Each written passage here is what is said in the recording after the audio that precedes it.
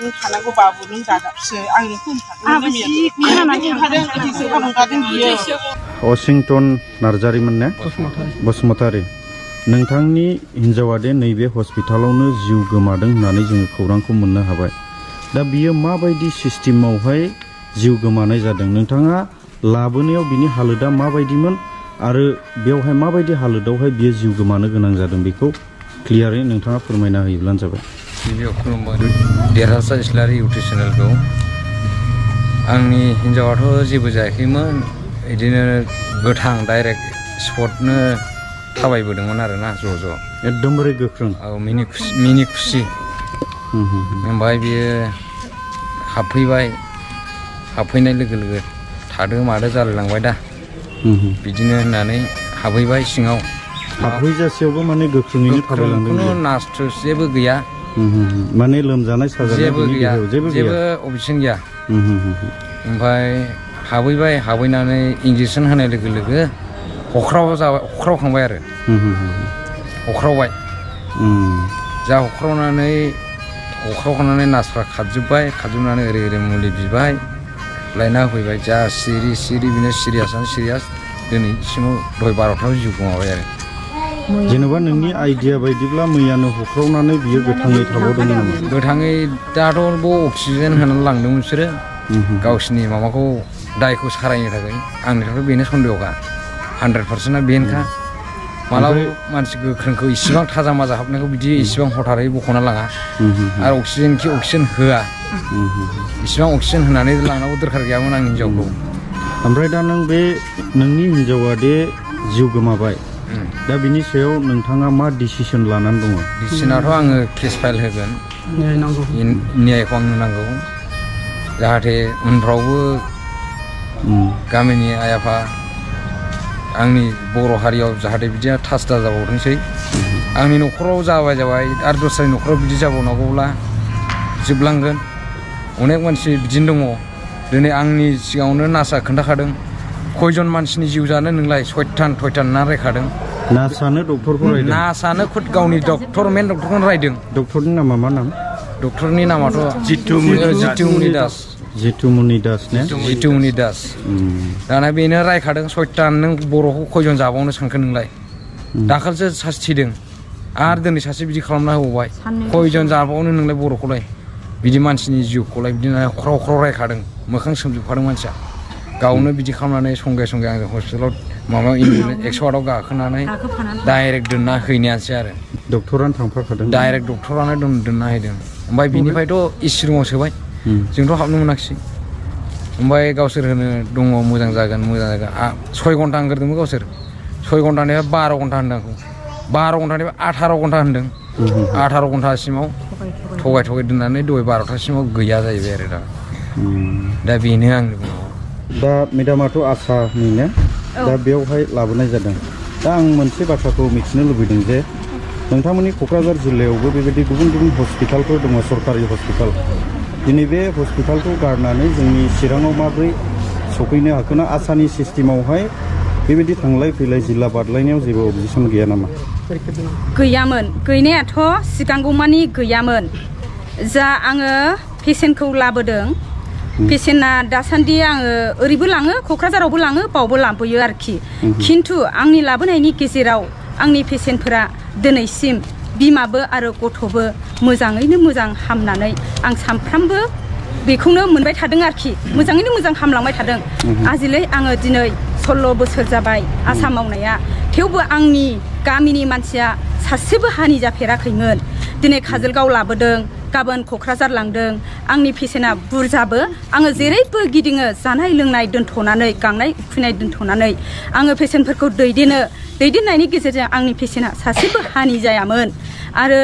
हानिबो जाफेरनाय नङा होननानै आं सानबाय थायोमोन आरोखि दिनै आङो बे पेसेन्टखौ मोजां जागोन होननानै गार्जेनजों रायलायनानै आरो डक्टरजों मोजां गाज्रि परामर्श लानानै बे मानसिया डेट बारबाय होननानैहाय आं जिएमसिआव लाबोनाय जादोंमोन आरोखि बेखौ सिगांगौ माइनियावबो जोंनिथिङै देखायनानै लास्ट 36 उइक जाबा आङो जितुमनि सारनो देखायनाय जादोंमोन दा जितुमनि सारा बुंदों आरो नोंसिनाथ' फेब्रुवारिनि 16 थारिख नङाबा 22 थारिखआवनो हामनांगौ दा जुदि बे बारोबा नोंसोरो सिजारिं खालामनो थाखाय आंनाव लांनो हागोन होनदों आरोखि बे बाथ्राखौ ओमफ्राय दा जेन'बा हजोंनि जे हजोंबोथ' मोनसे ब्रान्स हस्पिटालफोर थायो आसाफोरा बिनि थ्रुदिनो खामानि मावो दा हजोंनि ब्रान्सनि डक्टरा मा होननानै बुंनाय जादोंमोन दा ब्रान्सनि डक्टराथ' दाखालि नैबेहाय लाबोनानै भिटामिन होनदों आरोखि नर्मेलायनो हामगोन होनदोंनो बे समावहाय आंखौ बिसोरो लिंहराखै आरो आङो परामर्शखौ बिसोरो होआखैमोन आरो परामर्शखौ जेनेबा बे मानसिखौ लाबोनायनि सिगां बे डक्टरजोंहाय नों कानेक्सन खालामनाय जायाखैमोन नामा जेनेबा सावरायलायनाय जादों बे लाबोनायनि सिगां माने सिगां बेनाव लांनानै डेट होदों आरोखि बियो एथ' थारिखआव हामनांगौ जुदि हामाबा हामाबा नोंसोरो टेस्ट थारिखआव थां होनदोंमोन दा टेस्ट थारिखआवबो माने मादै आं थांथ'ला माने आङो नर्मेलखौनो नेथ'गोन होननानै बुंदों आरोखि दे जाबाय आंथ' नोंसोरखौ जबरदस्ति खालामनो हाया होननानै नोंनि गोसो बायदि नों खुसि जानानै आंखौ फन हरबानो जाबाय होमबा आङो जे डक्टरा नोंखौ फार्स्टनिफ्राय नायदोंमोन बे डक्टरनावनो लांनोसै माने जिएमसिआव लांनोसै होनदों आरोखि आं होना नङा होनदों दा बयबो मोजाङै हामनायखाय आङो बेखौबो मोजाङै हामगोन होननानै लाबोनाय जादोंमोन आरोखि खिन्थु जोंनियाहाय नैबेनि गेजेराहाय उमुगाव दालां होननानै आंखौ बादा होआखैमोन बादा होनाय जायाखैमोन आरो नोंसिनियावथ' क'क्राझार जिल्ला हिसाबै गसाइगावआवबो दङ जानांगौ ने दङ ओमफ्राय क'क्राझारावबोथ' दङ दा रुल्स बायदिब्ला बे बुस्थुआ माने गावनि डिस्ट्रिक्टआवहाय थानांगौमोन ओमफ्राय बेयावहाय माब्लानिफ्राय नों माने गावनि डिस्ट्रिक्टखौ गारनानै बेयाव लाबोनाय जादोंमोन आङो 9 मास जाबाय 9 मासनि गेजेराव आङो 20 जन पेसेन्ट लाबोनानै सासेबो हानि जायाखै गथ'बो हानि जायाखै बिमाबो हानि जायाखै आरोखि बेनिखायनो आंनि गोरबोजों अननानै बे पेसेन्टआ मोजां जागोन आरो मोजां जाथों होननानै जोङो गार्जेनजों डक्टरजों साथामजोंसो मिलायनानै आं लाबोदों खिन्थु आं जबरदस्ति लाबोआखै दै आंनि पेसेन्टआ सानैमोन 9 मासनि गेजेरावहाय जितुमनि दासनोनो नायहोजोबनाय जादोंमोन नामा माखासेखौ सनाग्राफिखौथ' बुङो जे गायन' डक्टरनो देखायहोनो जोंनाबो माखासे डक्टरफ्रा सनाग्राफि खालाम गायन' डक्टरनोबो देखायनांगौ बेबायदि होननायखाय जोङो लांनाय जायो आरोखि CSOनावबो माखासे दिन्थियो टिटि नार्स थुयो ओमफ्राय चेकआपबो खालामो गासैखौबो होयो आरोखि मुलिखौबो बिनि अनगाबो जोङो गायन' डक्टरखौ माजे माजे होसोनाय जायो होसोनायनि गेजेराव बे सारा गसाइगावआव थाङो नालाय बयबो बुङो जितुमनि सारा मोजां होननानै बेनिखायनो आंबो लाङो आरोखि दा मोजाङै मोजां गासिबो हामबोजोब्बाय नै बे बिपद अलखदा दिनै सोमजिबाय आरोखि दा नोंथांमोननि क'क्राझारावहाय सिजारिं खालामग्रा गैया नामा जेनेबा गभर्नमेन्ट हस्पिटालाव दंनाया थेवबो बयबो मोजां मोनो हिसाबै बयबो मोजां जायो हिसाबै फैनाय जादोंमोन आरो दा नैबे जाथायनि सायावहाय नोंथाङा गामिनि गागि बा न'खरनिबो जानो हागौ नोंथांनिफ्राय मा खेवफोरथि होनो सानो जोङो दिनै नैबे काजलगाव सिभिल हस्पिटालाव जोङो मानि थाखाय दिनै बे देरहासार इस्लारि बिथांखौ लेंहरनानै जों मानि थाखाय मिडिया होनो गोनां जादों बेनि मेन खारना जाहैबाय मैयाहाय जेन'बा जोंनि जानालिगाव गामिनिफ्राय खुद आंनिनो बिगुमैनि फिसालानि बिहामजो जेन'बा आंबो बिहामजो जायो दा बियो मोदोमनि सिजारिं खालामनो होननानै फैदोंमोन नाथाय मानसिया एसेबां सिरियास नङामोन बिदिनो थाबायो जायो आरो एसे सम सम उदै सानाय बे रोखोमल'मोन सिरियास नङामोन आरो ओमफ्राय लानानै फैबाय नैबे काजलगाव हस्पिटालाव लानानै फैनानै बिसिमावबो मोजां मानसिया आरो डाक्टार बिजि थुनायसिमावबो मोजां जेब्ला डाक्टारा बिजि थुयो अब्ला बियो एकदम हख्रावबायनो आथिं आखाइ जोब्राबबाय मेगन गुफुर दावबाय एकदम सिरियास हख्रावबाय बे समाव नार्सफ्राबो हख्रावजोब्बाय गिजोब्बाय डाक्टाराबो गिबाय बे रोखोम आरोखि ओमफ्राय दिनै बिनिफ्राय खुद डाक्टारा गावनो बे काजलगाव सिभिल हस्पिटालनिफ्राय बै सवागार हस्पिटालाव लाना थांबाय आरो बेयाव लाना थांनानै हजों बिदिनो अक्सिजेन हैबाय ओमफ्राय बिथांमोना होनदोंमोन 6 घन्टाजों रिजाल्ट मोनगोन 6 घन्टानि उनाव बिदिनो 12 घन्टानि उनाव 18 घन्टा 18 घन्टा नङाब्ला बेखौ रिजाल्ट मोननाय नङा बेखौहाय मैया बिथांमोना बुंदों ओमफ्राय दहाय खुद फैनानै जोंबो रायलायफैबाय खुद आंनो डाक्टारजों रायलायफैबाय जे 18 घन्टासिम बेखौहाय जोङो 18 घन्टासिम नङाब्ला जों बेखौ रिजाल्ट मोना दा 18 घन्टा जानो नांबावगौ समाया दा 10-11टासिमावसो आधा घन्टा जागोन बे समावसो जोङो बिनि हालोदा मा दं बेखौहाय जोङो हमनो हागोन आरो डाक्टारा होनबाय जोङो जोंनि बे हस्पिटालाव बेबादि बेमारखौ जोङो एक्सुवेलि जोङो फोसाबनो हायाखै आरो हागोन ना हाया मानसियाथ' दासिमाव बिनि माखासे पइन्ट माबाया बारायनांगौमोन नाथाय खमायनानैसो दङ दा जिखुनु नैबे 1 घन्टासिमाव मा जायो आरो आङो मोजां सासे डाक्टार मेडिसिन डाक्टार लेंहरदों बिथाङा फैगासिनो दं बिथाङा फैनानै नायफैगोन होननानैहाय ओमफ्राय बिनि उनावनो मेडिसिन डाक्टार मेडामा फैबाय बिथांजोंबो रायलायबाय बिथाङाबो होनबाय बे समाव बिथाङा होनदोंमोन मानसिया एसे पइन्टआ बारायबाय सिगां 64 बेबायदि होनदोंमोन 66 ओमफ्राय उनाव 90आव थांबाय 91आव थांबाय बिदि होननानै जों बयबो खुसि जादोंमोन ओमफ्राय दसेनि उनावनो रिजाल्ट मोनबाय मानसिया सिरियास जाफिनबाय आरो आसा खमसै आरो डक्टराबो आंखौ होनबाय मानसिखौ हमथानो हानाय नंले आङो नोंनो खुद खोन्थाबाय नोङो एसे सामलायदो नोंनि मानसिफोरखौ होननानै डाक्टारा आंखौहाय बुंबाय माने खेबसेनो खोन्थाब्लाबो जोंनि मानसिफोरा नार्भास जागोन हिसाबै आङो खोन्थाजोबाखै डाक्टारा आन्दो बुंनायखाय आंबो आन्दो बुंनानै दोनबाय आरो दा बेनिखायनो जोंनि जे बे आंनि बिहामजो फफिना बियो दि थैनांगौ गैयामोन दिनै बियो हठात डाक्टारनि जे रं ट्रिटमेन्ट खालामनायजों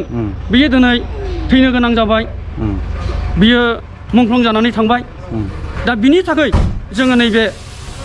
काजलगाव हस्पिटालाव जोङो प्रेसमेट होनो फैदों दा जोङो न्याय नांगौ आरो जोङो केसबो होगोन आरो जोङो डेड बडिखौ बै मा होनो बै हस्पिटाला मा होनोमोनलाय सवागार हस्पिटाल खाथिनि जे थाना बे थानावहाय रायलायनानै जोङो डेड बडिखौ गारबोबाय गाबोनहाय बे डेड बडिखौ पस्टमर्टम खालामनाय जागोन आरो जोङो केसबो होनाय जागोन जोङो न्याय नांगौ जोङो नागारा मानो होननानै बुङोब्ला जोङो खोनानो मोन्दों बेहायनो जे जितु मादि डाक्टारा जितुमुनि डाक्टारा बिथाङा बिदिनो 2-3सो रं ट्रिटमेन्ट खालामनानै सिथारबाय होननानै जों खोनादों बे मासनि गेजेरावनो केसबो होनाय जागोन जोङो न्याय नांगौ जोङो नागारा मानो होननानै बुङोब्ला जोङो खोनानो मोन्दों बेहायनो जे जितु मादि डाक्टारा जितुमुनि डाक्टारा बिथाङा बिदिनो 2-3सो रं ट्रिटमेन्ट खालामनानै सिथारबाय होननानै जों खोनादों बे मासनि गेजेरावनो दा जेन'बा दिनै जोंनि मानसि थैबाय साननैनि सिगांनो सोरबा सासे थैदोंनो दा बेबायदिनो सिथारबावनो हागौ बिथाङा सिथारबावगोन दा बेनिखायनो जों दिनै बे मिडियाखौ होनो गोनां जादों खारन जोंनि माखासे बिटिसि जेन'बा जयन्त एमएलए बिथाङा बा जोंनि फेरेंगा बिथां सारा बा प्रमद सारमोना बा हेमन्त बसर सारमोना जाहाथे बेखौ गाइड लायो जाहाथे बेखौ माबा मोनसे सिरियास लायो नङाब्ला बे जायगायाव बेबायदि प्रब्लेम जानानै गोबां मानसि जिउ गोमाबावगोन जों बेखौ नुहुरदों दा बेनिखायनो जाहाथे उनाव बेबायदि मानसि अन्थाव बाथाव जाहाथे बेबायदि सिजारिङावहाय मानसि थैबावा बिनि थाखाय जोङो दिनै बयबो मिथिनाय बादि बयबो रायजो राजानिसिम जों खावलायहरदों बा मिथिहोनाय जाबाय जाहाथे साबधान जा नैबे हस्पिटालाव जाहाथे नोंथांमोना जाहाथे मानसिफोरखौ सिजारिंफोरखौहाय दालाबोथ' बेनि थाखाय आङो रायजो राजा गासैनिसिमबो खावलायहरनाय थाबाय आं बेखौनो बुंनानै दोनथ'नाय जाबाय गोजोन्थों नैबे मादैयानो जाहैबाय वाशिंटननि बिमा दा मादैया जे बिहामजोआ गोमानानै थांबाय निस्सय नोंथाङानो नुजोबदों जानांगौ माबोरै जादों दा बिनि सायाव नों मा बुंनो सानो आरो माखासे बाखि रायजो राजाफोर बेखौ माबायदि सांग्रांथि होहरनो सानो आंनि बुंनाया सिगां बेनो आं सिगां देरहासार इस्लारिखौ आं हामबाय होनो दिनै बे जोंनि दुखुनि बुब्लियाव हेफाजाब होफैनायनि थाखाय आरो नैबे सिभिल जोंनि काजलगाव बेनि आन्दाराव बेखौ बेंग्रा जेसेबां सेक्रेटारि प्रेसिडेन्ट दङ आं बिसोरखौबो हामबाय होनो बे समाव आङो बे आंनि न'खरनि थाखाय मोनसे अलंखद बेबायदि रुंसारि जानायनि जुनै आङो बुंनो सानदों बेनो जोङो खननै सनाग्राफिबो खालामनायाव जेबो प्रब्लेम मोनाखै आरो लास्टनि फार्स्टनि सेकेन्ड माबाखौ जोङो नायबाय अब्ला जोङो जेब्ला आं बै जोंनि फार्मासि डाक्टारफोरनावनो आङो लाबोदों आरो फिसाखौहाय आसा नै दाखाल सानबानि एसे सिगां होनबाय आसाया अखा नायब्लानो सिजारिङाव लाङोसैनो हाब बिदि जानो हाया आङो नोंनि अबस्था माबायदि दङ आं नोंनि अबस्थाखौ नायग्रोगोन होननानै आङो जोंनि मथामिल एरियानि फार्मासि डाक्टारनावहाय आङो चेकआप खालामहोहैबाय होमबाहाय बै आगोलनि सनाग्राफि खालामनाय लेखाखौ नायबाय बियो बे नायनाय समावहाय बियो मोनबाय नोंनि थैया माबा 6 पइन्टल' दायो बेखौ मेकआप खालामनांगौ होननानैहाय बे 11 पइन्ट नांगौ होननानै बुंदों आरो बे समाव आङो सानसे साननै बाराया जेबो नङा आङो बे समाव बिनि थैखौ आं कमप्लिट खालामगोन होननानै हेमोग्लबिन सोनानै बेखौ फुरा थाजा खालामनानै लाबोबाय आरो हयथ' जेबो बेनावहाय बिदि हासुदै बायदिसिना सोब नायजोब्बाय चेक खालामजोब्बाय जेबो प्रब्लेम गैया आरो ओमफ्राय दा बिदि खालामबाय ओमफ्राय नै आरोबाव सानबा गाव दिन लादोंमोन नालाय डक्टरनि दिनजों गावनि दिनजों मिलायबाय आरो सानबा नांबावगौ होननानै ओमफ्राय सानबा ग्रोब मुलि सान्थि बाहायनानै सानबा ग्रोब जानानै मोजां मानसियाबो सेहेरा जाबाय सानबा ग्रोब जानानै नै मैया गाव हरनिफ्राय मोदोमबो बायबाय मोदोम बायखाबाय नालाय आङो डक्टरनाव लांले गोजानाव लाङा आङो खाथियावनो आंनि साब सेन्टार जायगायावनो आङो सोगोन होननानै आङो जा जुबुर जुथि खालामदोंमोन आरो ओमफ्राय दायो आङो बे हाया होनब्लासो आं लांगोन जुदिसो बे हायो होनना बुङोब्ला आं लाङा हानाय हायो बेबोथ' सासे हिनजावला बेबो डक्टर लाइन फरायनायनो आङो बेनावनो होगोन होननानै आं बेखौ आसा खालामदोंमोन आरो बे डक्टराबो होनदोंमोन दि आं हानायखिनि जुजिगोन लाबो आं जेब्ला हाया ना रिलिज होयोब्ला नोंसोर लां होनदोंमोन आरो आंहा बे जबानखौ नेनानै दङमोन न'निफ्राय ओंखारजेननायनिफ्राय आङो होनदों बे मथामिद साब सेन्टारावनो आङो सोगोन जोंनि सथ' मथ' फार्मासिफ्रा साब सेन्टाराव रासिन साबसिन मोजांसिन नायो होननानै आंबो देखायगोन होनदों होमब्ला आंनि रावखौ रावबो गनायाखिसै आंनि फिसाया होनबाय डाइरेक्ट जोंनि आसाया एथ' टाइमावनो सोगोननो दा बाव जानानै बाव जोङो टाइम हगारनानै हजों बे टाइमखौ लोगो मोनहैयाब्ला हजोंनि डाक्टाराबो दा नाजावथोंसै ओरैबो दाहारथोंसै एन्डे फिन्डे माबा मोनसे जायोब्ला होननानै गारिखौ डाइरेक्ट हगारनानै लाबोबाय आरो लाबोबाय हामबायमोन जोंबो फोथायबायमोन माने आङो सानदोंमोन बे जायगायाव लाबोबाय जि खुसि लाबोदों गानहोदों जोमहोदों बिमाफोरखौ खुसि खालामदों खानाय लेमसा हेबलायनाय मोखांजों लाबोजोबनानै खुसि खालामदों सिन्था दाजा आंबा गियाखै होननानै बेबायदि खुसि खालामदों आरो ओमफ्राय दाना बे समावनो ग्रोब फैबाय आरो लिंफैबाय आरो लिंनानै लांबाय सिजारिं माबायावहाय थुहैबाय आरो बेवहाय मा गावसोरहा एसे नायबावो दाबि ओमफ्राय नायनानै आरो बेवहाय दसे थाबावबाय आरो बिदिनो 1 घन्टा बादि गोबाव थाबावदों लांनानै ओमफ्राय उनावहाय बे टाइमा जाबायना साबामोन बिसोरो सिरियाल साबा फार्स्ट सेकेन्ड सुबाय आरो बे सेकेन्डआव जोंनि गोलैदों ओमफ्राय बे फार्स्टनिबो एसे मोजां जेबो जायाखिसै नैबे सेकेन्डआव जोंनि गोलैबाय बे माबायाव फुथुब्ला जोङो हिनजावफोरनि बेबायदि नैबे जानजिनिफ्राय मा होनोलाय बेखौ गोथै खालामो नालाय गथ' सिजारिं खालामो जेला निर्बट सुयो सिजारिं खालामा सायाव बे सिजारिं खालामनो निर्बट सुनायावनो बे बिजि सुनायजों लोगो आरो बेयाव हख्लावजोब्बाय डाक्टारफ्राबो जोंजों खारबोबाय नार्सफ्राबो आंजों खारबोदेरजोब्बाय आरो मानसिया बिहुस जाबाय होनना ओमफ्राय आरो दसे एसे गोबाव थानानै बिहुस जाबाय होननानै मुलि लायद'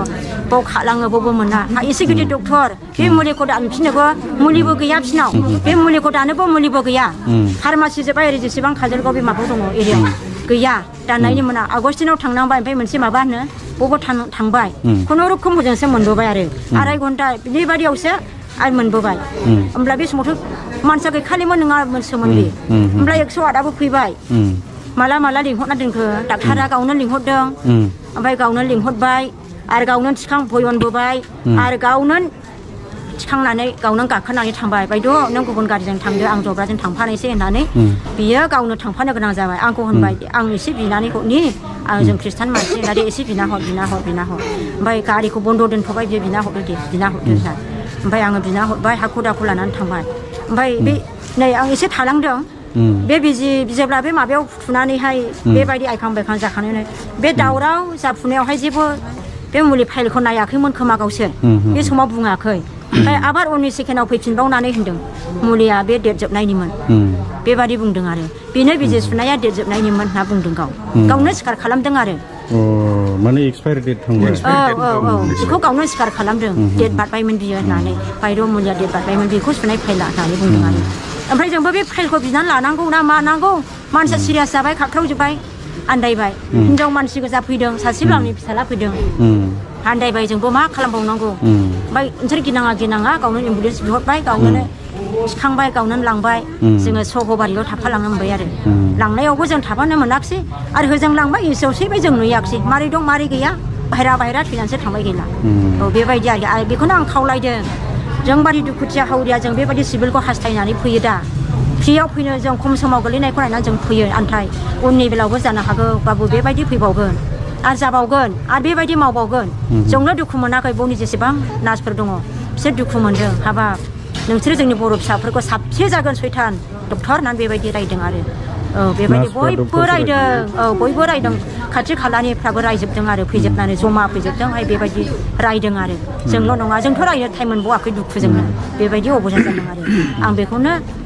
बयनिसिमबो खावलायदों जाहाथे जों मिथिया हसिया जोङो जाब जुब हस्पिटालाव जोङो सोबाय थायोब्ला जोंनि बर' बिमाफ्रा बिराद खहा जागोन आद्रि जालांगोन नाय सासेयाव सानै जोङो खर' बायलाङो जोङो दिनै बेसेबां दुखु जाबाय सानैनि गेजेराव जों सासे मोनोमोनब्लाबो जोङो सान्थि जागौमोन दिनै जोंनि गेजेराव सानैबो जोबनानै थांबाय अब्ला जों बेखौनो जोंनि थाखाय मोनसे न्याय बेसार खालामनानै होगोन आङो बयनिसिमबो आसा थादों जोंनि गोजौ थाखोनि मानसिनिसिमबो आं आसा थाबाय आरो इउटुबारफ्राबो बे गासैखौबो सुद्रायनानै आरो साबसिन जोंनि थाखाय राहा खालामनानै होगोन होननानैबो आं इउटुबारनिसिमबो आं आसा थाबाय दिनैनि आंनि बुंनाया बेनो